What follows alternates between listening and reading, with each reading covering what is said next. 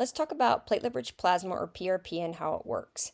PRP starts with a simple blood draw, usually about 15 to 16 milliliters, depending on the treatment. That blood is then placed into a centrifuge, a machine that spins the blood at high speeds to separate its different components. After spinning, the platelet-rich portion of the blood is isolated. This concentrated plasma contains a much higher number of platelets than normal blood.